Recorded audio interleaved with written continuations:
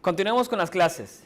El día de hoy vamos a revisar técnicas y consideraciones que podemos utilizar a la hora de redactar. Iniciamos con una estructura básica de elementos que podríamos estar utilizando a la hora de elaborar nuestros escritos.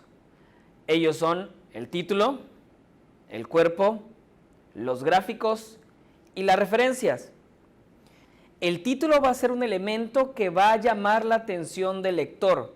Su objetivo es captarlo para que una persona decida si va a continuar leyendo o no la propuesta que estás haciendo en tu escrito.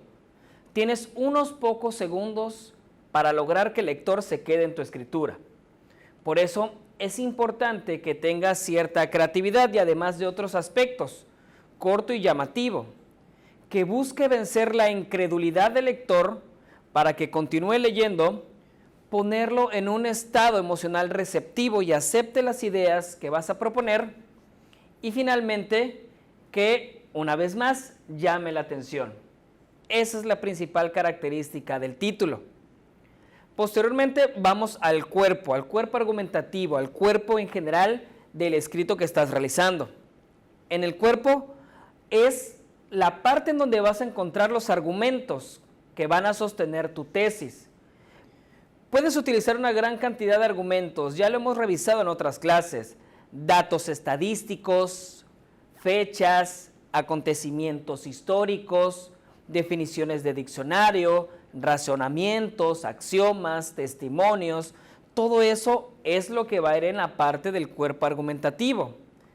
Además, el cuerpo debe tener ciertas características, como que debe ser claro, debe tener lógica, debe ser coherente, debe ser conciso y debe estar ordenado de manera que no se pierda el hilo conductor que está llamando la atención del lector. Tiene otras características que podemos utilizar a la hora de redactarlos. Número 1, utiliza frases cortas. Siendo más corto vas a ser más sintético y siendo más sintético vas a poder lograr ser más claro. Si lo distribuyes de una manera gráfica, trata de que una oración tenga máximo unas 3 líneas y a su vez que un párrafo trate de no exceder las 5 líneas. De manera redaccional, trata de que un párrafo tenga máximo 5 oraciones. Oraciones, sujeto, verbo y predicado. En un mismo párrafo te puedes estar refiriendo todo el tiempo al mismo sujeto, por lo cual no hay que estar repitiendo el sujeto todo el tiempo en las oraciones subsecuentes después de la primera, pero vas a terminar de componer un párrafo al final con 5 oraciones. Para lograr tener el foco de atención centrado, vas a tener que utilizar frases cortas. Esto es lo que en teoría va a mantener ese foco de atención, ese foco de concentración. Por tanto, aquí la importancia de reiterar que las frases sean cortas. También se recomienda utilizar expresiones y terminologías de las personas que tú crees que van a leer tu trabajo para lograr empatar con ellos. Puedes utilizar problemas que asolen a su alrededor, problemas comunes, y finalmente hablarle en segunda persona, hablarle de tú. Todo esto con la finalidad de hacer más amena la lectura de tu texto. Para generar empatía, puedes hacer mención de algún romance, cuento, libro, película o serie que esté de moda. Comienza por las partes que te hacen sentir más seguro a la hora de redactar y después puedes ir entrando a otras hasta ir conduciéndote hasta el final. Una buena manera de capturar la atención de tu lector es mencionar el beneficio que surgirá después de terminar de leer el texto. Quiero hacer una pequeña acotación que no venía al inicio de la estructura que te propuse, pero esto tiene que ver con la primera frase que tú vas a utilizar después del título. Esta primera frase también se le conoce como ventana y debe mantener palabras que llamen la atención de tu lector, ¿sí? Debe ser creativo, debe lograr capturar la atención, hacer que el lector se desconecte de lo que estaba haciendo para poner la atención al texto. Evita por ello utilizar frases comunes y trilladas como en el día de hoy, como actualmente, en el mundo que vivimos, en el contexto actual. trata de que sea creativa y original para iniciar tu propuesta de lectura. Puedes iniciar con una declaración fuerte que cause alguna emoción en el lector, risa, quizá coraje, odio, y saberlo conducir, porque el inicio o la entrada es lo que te va a permitir que el lector continúe con la lectura. Puedes iniciar también definiendo un concepto usando datos o estadística o una cita textual. También puedes utilizar una pregunta para iniciar tu redacción. Hablemos ahora del cierre. El cierre es la reflexión final que va a dar por terminado tu texto. Muchas personas lo hacen a manera de resumen, pero lo cierto es que es aquella parte del texto en donde tú vas a reafirmar como verdadero lo que has estado escribiendo. Si propusiste una tesis, en los argumentos finales y en la conclusión vas a recordar que por los argumentos en general es verdadero lo que tú estás proponiendo. Hay otras cosas que debe tener el cierre, como que debe generar una impresión duradera en el lector. Al final recuerda, por ejemplo, otros textos, series, películas o historias. Por ejemplo, puedes recordar tú el final de algunas series, películas, historias, otras lecturas. Generalmente las evaluamos por la forma en cómo terminan, porque como audiencia es lo que tenemos más cercano para clasificar lo que acabamos de ver o de escuchar. Por tanto, es importante que la impresión que genere tu texto sea duradera. Puedes utilizar también algunos otros recursos como frases provocativas, crear una imagen, un llamado a la acción o simplemente volver a reafirmar lo que has estado diciendo a lo largo del texto. La idea no es dejar cabos sueltos para tu lector, aclarar la razón por la que tu texto le debe importar y dejarle la impresión duradera.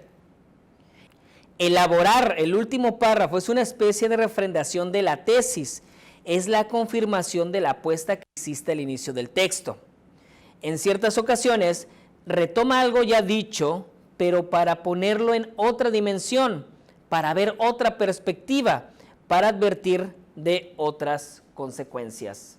Ahora tenemos los gráficos.